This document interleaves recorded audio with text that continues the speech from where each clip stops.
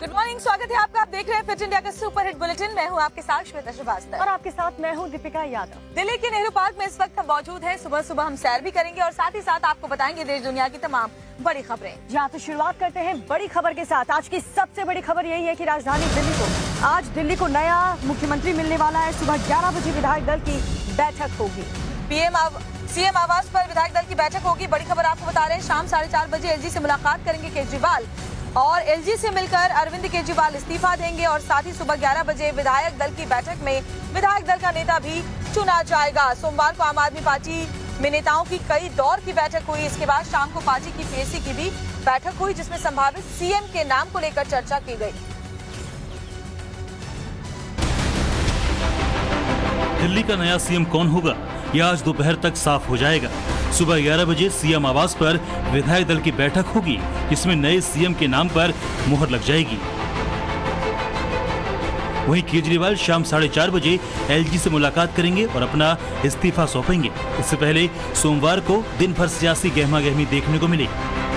आम आदमी पार्टी के नेताओं की कई दौर की बैठक हुई। शाम को पार्टी की पीएसी की भी बैठक हुई, जिसमें संभावित सीएम के नाम को लेकर चर्चा की गई। सीएम केजरीवाल ने पॉलिटिकल अफेयर्स कमेटी की बैठक में मौजूद सभी लोगों से सीएम के नए चेहरे को लेकर 1-to-1 चर्चा की। आपको बता दें, सीएम केजरीवाल ने 2 दिन पहले सीएम पद छोड़ने का ऐलान किया था। उन्होंने कहा था कि वो जनता के बीच जाएंगे। दोस्तों, 2 दिन के बाद, आज से 2 दिन के बाद मैं सीएम की कुर्सी से इस्तीफा देने जा रहा हूं।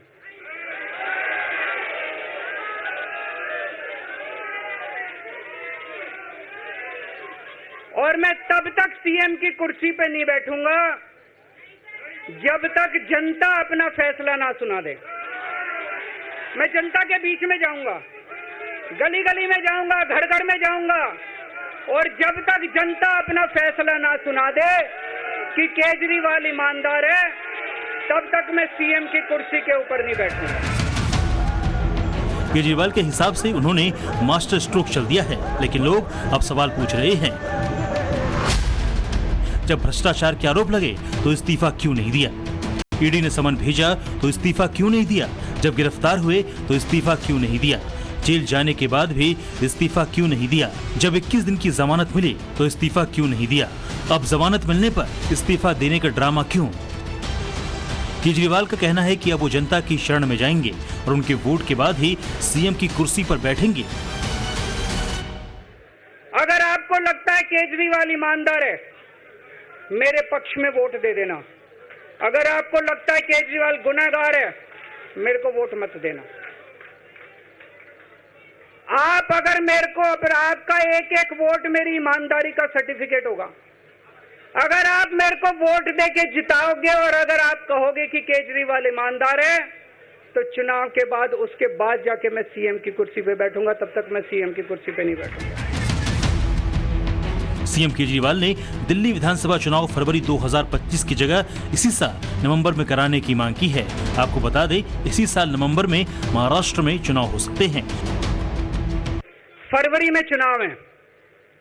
आज इस मंच से मैं मांग करता हूं कि ये चुनाव नवंबर में कराए जाएं, महाराष्ट्र के साथ कराए जाएं, तुरंत कराए जाएं चुनाव।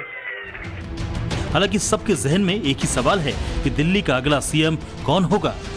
नए सीएम की रेस में आतिशी, सौरभ भारद्वाज, सुनीता केजरीवाल और कैलाश गहलोत का नाम चर्चा में है, लेकिन ये भी साफ है कि मनीष सिसोदिया और संजय सिंह इस रेस से बाहर हैं। सुनिए केजरीवाल ने मनीष सिसोदिया पर क्या कहा था। मैं मनीष जी से बात कर रहा था। जो पीड़ा मेरे मन में है, वो पीड़ा मनीष जी के मन में भी है। इनके लिए भी वही सब कहा गया जो मेरे लिए कहा गया है। मनीष जी का भी कहना है कि ये दिल्ली के उप मुख्यमंत्री और शिक्षा मंत्री और मंत्री का पद तभी संभालेंगे जब दिल्ली की जनता कहेगी कि मनीष सिसोदिया ईमानदार है। तो मैं और मनीष सिसोदिया, हम दोनों का फैसला आपके हाथ में है।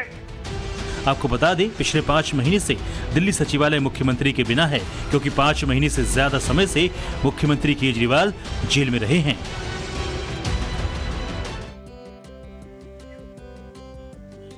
और आज प्रधानमंत्री नरेंद्र मोदी का जन्मदिन है और आज ही सरकार के तीसरे कार्यकाल के 100 दिन पूरे भी हो रहे हैं। मोदी सरकार के 100 दिन पूरे होने पर गृह मंत्री अमित शाह और सूचना प्रसारण मंत्री अश्विनी वैष्णव प्रेस कॉन्फ्रेंस भी करने वाले हैं। और सरकार की उपलब्धियों को साझा किया जाएगा इस प्रेस कॉन्फ्रेंस के जरिए। प्रधानमंत्री नरेंद्र मोदी का जन्मदिन है आज।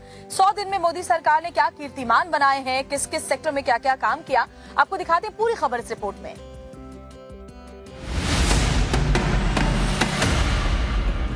आज प्रधानमंत्री मोदी का जन्मदिन है और आज ही मोदी सरकार के तीसरे कार्यकाल के 100 दिन पूरे होने जा रहे हैं। मोदी को पूरा भरोसा था कि वो आएंगे, ऐसा कहां देखने को मिलता है। इन नतीजों से पहले कोई नेता आने वाली सरकार के 100 दिन के एजेंडे पर काम करना शुरू कर दे। ये मोदी ही कर सकते हैं। और आज देखिए वो सत्ता में भी आए और सत्ता में रहकर 100 दिन पूरे भी कर लिए। गुजरात दौरे पर गए मोदी ने 100 दिन पूरे होने पर विपक्ष को करारा जवाब दिया। मोदी का यही आत्मविश्वास विरोधियों को डराता है। वही डर था जो तीसरे टर्म की सरकार बनने से लेकर आज तक 100 दिन पूरे हो चुके। लेकिन इस 100 दिनों में विरोधियों ने मोदी विरोध में सारी सीमाएं लांघ दी। बेवजह के मुद्दों को विपक्ष ने हवा देकर मोदी सरकार को घेरने की कोशिश की, लेकिन मोदी ने विरोधियों के लगाए किसी भी आरोप का जवाब नहीं दिया, क्योंकि मोदी अपने मिशन में लगे थे। पिछले 100 दिन में न जाने कैसी कैसी बातें होने लगी। इस दौरान मेरा मजाक उड़ाने लगे, मोदी का मखौल उड़ाने लगे, भांति भांति के तर्क वितर्क बताते रहे, मजा लेते थे। मोदी को समझना आसान नहीं है। अब देखिए 100 दिनों में मोदी क्या करते रहे। इंफ्रास्ट्रक्चर पर मोदी सरकार का खास फोकस रहा।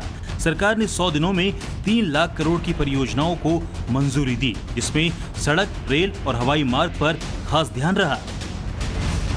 दुनिया के शीर्ष 10 बंदरगाहों में शामिल होने वाले वधावन मेगा पोर्ट को सरकार ने मंजूरी दी है। इस पर करीब 76,200 करोड़ के बजट को मंजूरी मिली। वहीं प्रधानमंत्री ग्राम सड़क योजना 4 के तहत सरकार ने 49,000 करोड़ के केंद्रीय बजट को मंजूरी दी, जिसमें 25,000 गांवों को कनेक्ट करने के लिए 62,500 किलोमीटर सड़कों का जाल बिछेगा। वहीं भारत के सड़क नेटवर्क को मजबूती देने के लिए 50,600 करोड़ की लागत को स्वीकृति मिली है, जिसमें 936 किलोमीटर में फैले 8 राष्ट्रीय हाई स्पीड रोड कॉरिडोर परियोजना को मंजूरी दी गई है। 100 दिनों के शासनकाल में मोदी ने मध्यम वर्ग के एक बड़े हिस्से के सिर पर छत की व्यवस्था की। प्रधानमंत्री आवास योजना के तहत 3 करोड़ घरों को सरकार ने स्वीकृति दी, जिसमें शहरी योजना के तहत 1 करोड़ और ग्रामीण इलाकों में 2 करोड़ घर शामिल हैं। जबकि 2014 से अब तक सरकार 4 करोड़ 27 लाख घर बना चुकी है।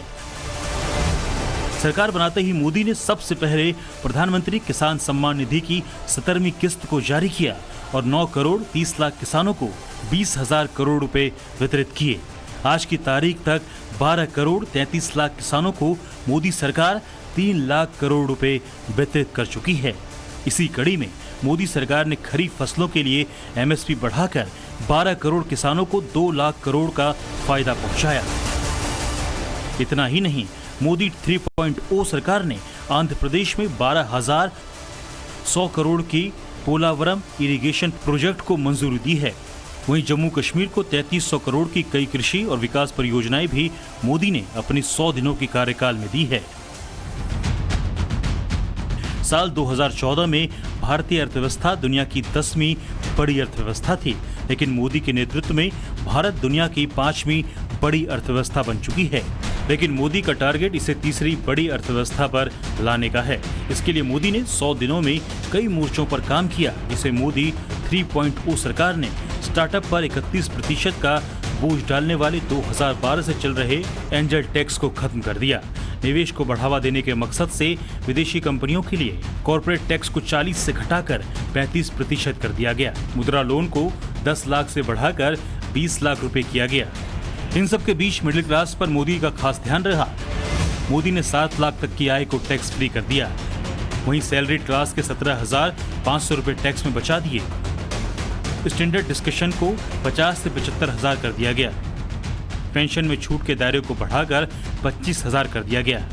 सरकारी कर्मचारियों के लिए यूनिफाइड पेंशन स्कीम लागू कर दी गई, जिसमें 25 साल जिसने नौकरी की है उसे औसत मूल वेतन का 50% पेंशन के रूप में मिलेगा।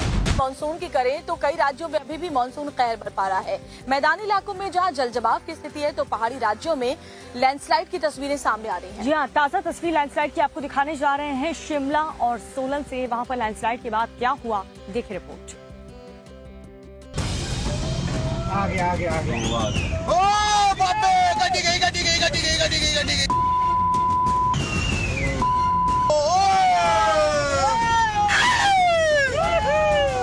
पल भर में धड़ाम हुए पहाड़ की इन खौफनाक तस्वीरों को देखिए।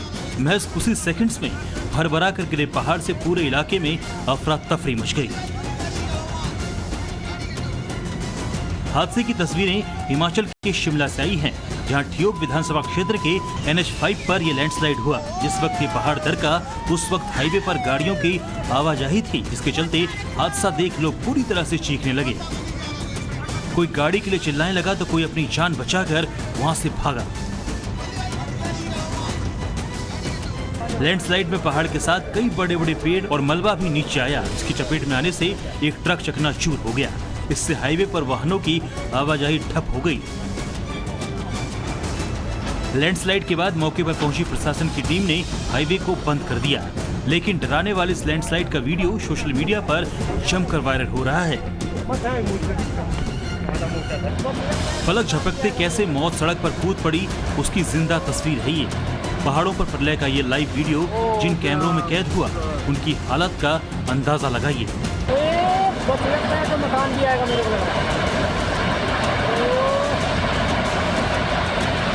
ओ भयंकर, और भाई क्या स्लाइडिंग हुई भयंकर। ये गया सारा ये बाउंड्री गया। एक सेकंड पहले यहाँ कुछ नहीं था, सब कुछ सामान्य था। इस सड़क से लोग आ जा रहे थे, लेकिन अब वो ऊपर वाले को धन्यवाद दे रहे हैं कि कुदरत के कहर ने उन्हें बचा लिया, वरना क्या मजा इस लैंडस्लाइड के मलबे में दबे और वो जिंदा बच जाए। हैरानी इस बात की है कि पहाड़ पर बड़े बड़े पेड़ भी थे, बावजूद इसके पहाड़ धसक गया और बड़े बड़े पत्थर मिट्टी के साथ सड़क पर आ गए। इसकी चपेट में पहाड़ से लगा बड़ा मकान भी आ सकता था, लेकिन वो किसी तरह बच गया और 2 सेकंड के भीतर पूरा पहाड़ जमीन के ऊपर आ गया।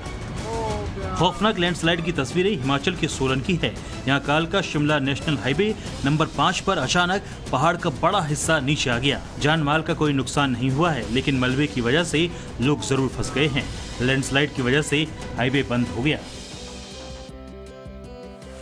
और अब खबर उत्तर प्रदेश की राजधानी लखनऊ से, जहां पर एक केमिकल फैक्ट्री है। अचानक से वहां पर आग लग गई और देखते ही देखते पूरी फैक्ट्री जलकर राख हो गई। आग लगने की जो तस्वीरें सामने आई है वो डराने वाली है। आग की लपटों को दूर से ही देखा जा सकता था।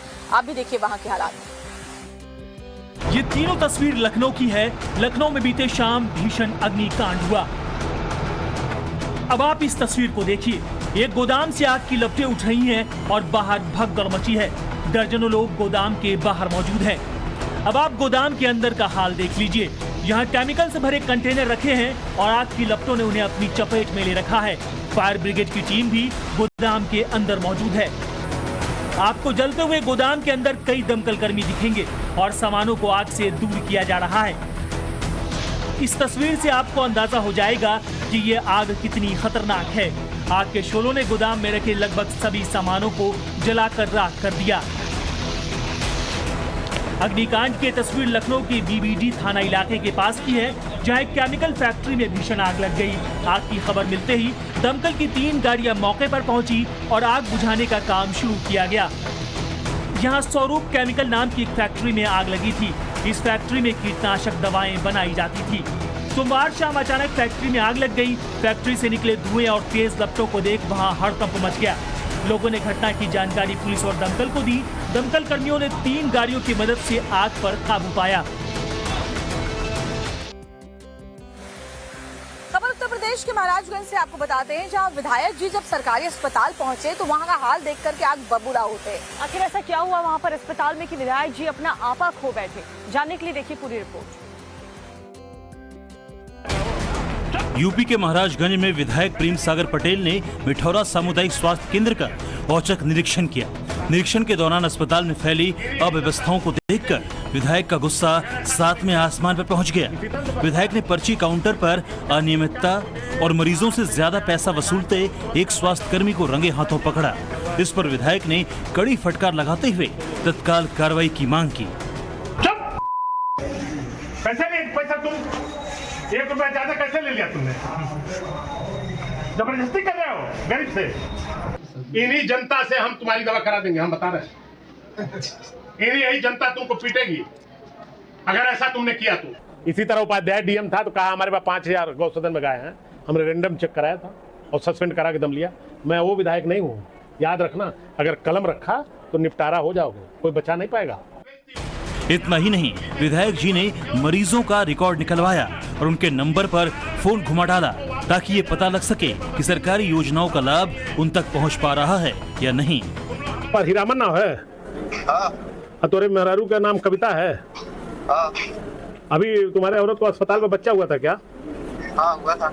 कितना पैसा मिला था तुमको? अभी तो नहीं मिला।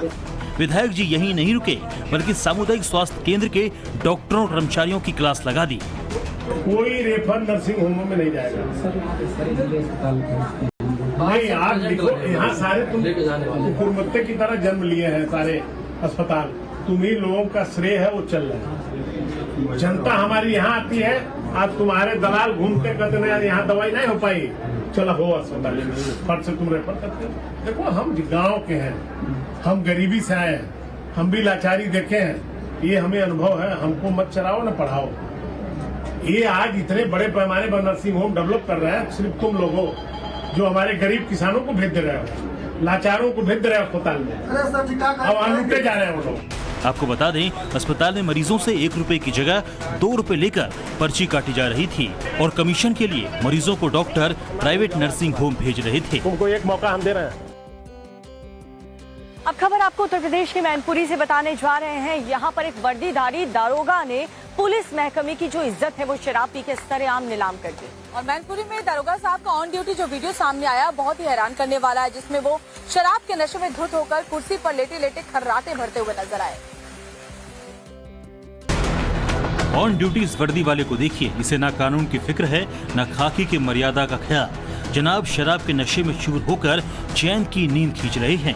नशे की हालत में दारोगा साहब जिस कुर्सी पर बैठे वहीं बैठे बैठे खर्राटा भरने लगे। इतना ही नहीं, जिस वक्त लोगों ने दारोगा जी का वीडियो बनाना शुरू किया, महाशय शराब के नशे में मदहोश रहे और नींद में ही बड़बड़ाते दिखे। अब जरा ऑन ड्यूटी शराबी दारोगा का परिचय भी जान लेते हैं। दारोगा साहब का नाम ईदल सिंह है और ये मैनपुरी के वेवर थाने में तैनात है। दरअसल ईद उल मिलाद उन नबी के मौके पर शराबी दारोगा को छिबराव मऊ चुंगी इलाके में तैनात किया गया था, लेकिन लॉ एंड ऑर्डर को संभालने के बजाय दारोगा शराब के नशे में धुत हो गया और ऑन ड्यूटी खराटे भरने लगा। तस्वीरें देखिए। देश दुनिया से बेखबर जब पुलिस वाले ने होश संभाला तो सामना कैमरे से हुआ। इस दौरान स्थानीय लोग मोबाइल से शराबी दारोगा का वीडियो बना रहे थे और जिन्होंने दारोगा जी से कई सवाल पूछे, लेकिन शराब के नशे में धुत दारोगा कुछ बोलने और समझने के लायक भी नजर नहीं आए। लड़खड़ाते कदम, बहकी बहकी चाल, कैमरा देख के दारोगा इधर उधर भागने लगे, लेकिन वीडियो बना रहे लोगों ने इनका पीछा नहीं छोड़ा। नशे की बहुत हालत में है, बहुत नशे में है। दरोगा जी हैं, ड्यूटी के समय शराब पिए हैं। वहीं अब शराबी दारोगा का वीडियो सोशल मीडिया पर जमकर वायरल हो रहा है। बताया जा रहा है कि वीडियो वायरल होने के बाद दारोगा से विभागीय स्तर पर पूछताछ की जा रही है। और चलिए आगे बढ़ते हुए बड़ी खबर आपको बताएं, प्रधानमंत्री नरेंद्र मोदी का जन्मदिन है। गृह मंत्री अमित शाह ने उन्हें बधाई दी है उनके जन्मदिन पर और उन्होंने सोशल मीडिया पर पोस्ट के जरिए प्रधानमंत्री को शुभकामनाएं दी हैं। गृह मंत्री अमित शाह ने लिखा, अपने अथक परिश्रम, साधना और दूरदर्शिता से देशवासियों के जीवन में सकारात्मक बदलाव लाने वाले और भारत का गौरव बढ़ाकर विश्व में नई प्रतिष्ठा दिलाने वाले जनप्रिय प्रधानमंत्री श्री नरेंद्र मोदी जी को जन्म दिवस की हार्दिक शुभकामनाएं। ईश्वर से आपके स्वस्थ एवं सुदीर्घ जीवन की कामना करता हूं। इसके अलावा भी उन्होंने प्रधानमंत्री नरेंद्र मोदी के लिए एक लंबा पोस्ट लिख करके उन्हें शुभकामनाएं दी हैं। बड़ी खबर आपको बता रहे हैं, आज पीएम का जन्मदिन है। 17 सितंबर को उनके जन्मदिन के मौके पर जगह जगह कार्यक्रम भी आयोजित किए गए हैं। गृह मंत्री अमित शाह ने इस पोस्ट के जरिए उन्हें शुभकामनाएं दी हैं।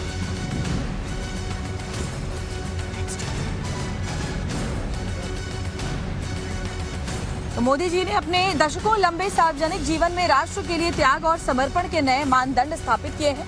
देश में लंबे समय के बाद राष्ट्र प्रथम के विचार को पुनर्स्थापित करने का काम मोदी जी ने किया। तो मोदी जी ने नए भारत के विजन के साथ विरासत से लेकर विज्ञान तक को जोड़ा और साथ ही उन्होंने अपनी दृढ़ इच्छा शक्ति और जन कल्याण के संकल्प से अनेक असंभव से लगने वाले कार्य को भी संभव बना करके गरीब कल्याण के नए कीर्तिमान रचे हैं।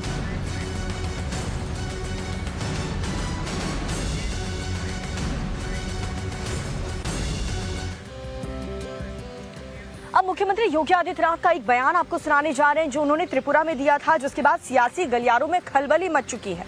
उन्होंने मुरली और सुदर्शन को लेकर ऐसा क्या कहा है, आपको दिखाते हैं पूरी खबर इस रिपोर्ट में। अगर आप धर्म की रक्षा करेंगे तो यूपी में कानून व्यवस्था को लेकर सीएम योगी का बड़ा बयान सामने आया है। त्रिपुरा में सीएम योगी ने जो कहा उससे कई लोग तिलमिला उठे। योगी आदित्यनाथ ने कहा कि सिर्फ मुरली से काम नहीं चलेगा, बल्कि सुरक्षा के लिए सुदर्शन भी जरूरी है। भगवान श्री कृष्ण की जब स्मृति हम सबके सामने आती है तो भगवान श्री कृष्ण एक हाथ में मुरली है तो दूसरे हाथ पे सुदर्शन भी तो है उनके हाथ में। केवल मुरली से काम नहीं चलेगा, बल्कि सुरक्षा के लिए सुदर्शन भी आवश्यक है। और सुदर्शन भी जब आपके सामने होगा तो फिर किसी श्री श्री शांति काली महाराज को अपना बलिदान नहीं देना पड़ेगा।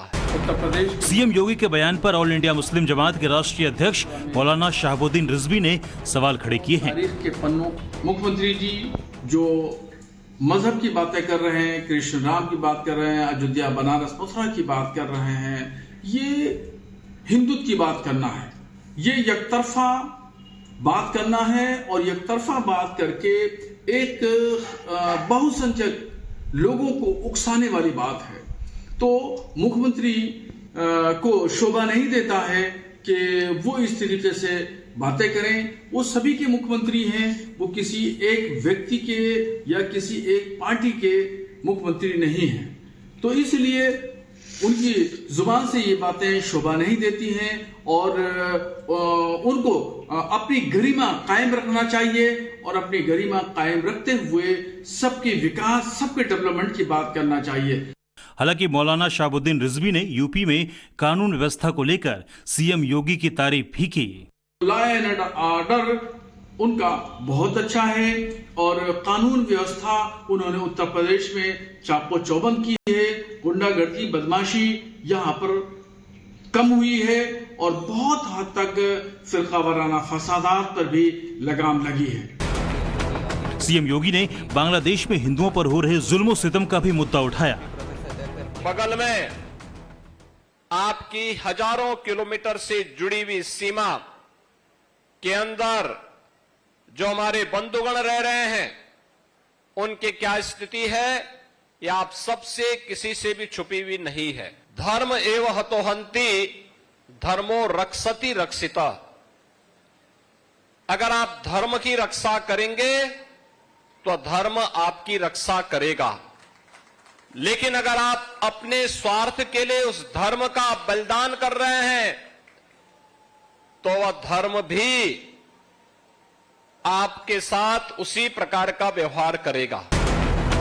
आपको बता दें, उत्तर प्रदेश के मुख्यमंत्री योगी आदित्यनाथ त्रिपुरा के अगरतला में रैली करने पहुंचे थे। इस दौरान उन्होंने त्रिपुरा के सीएम डॉक्टर माणिक साहा के साथ सिद्धेश्वरी मंदिर का उद्घाटन भी किया।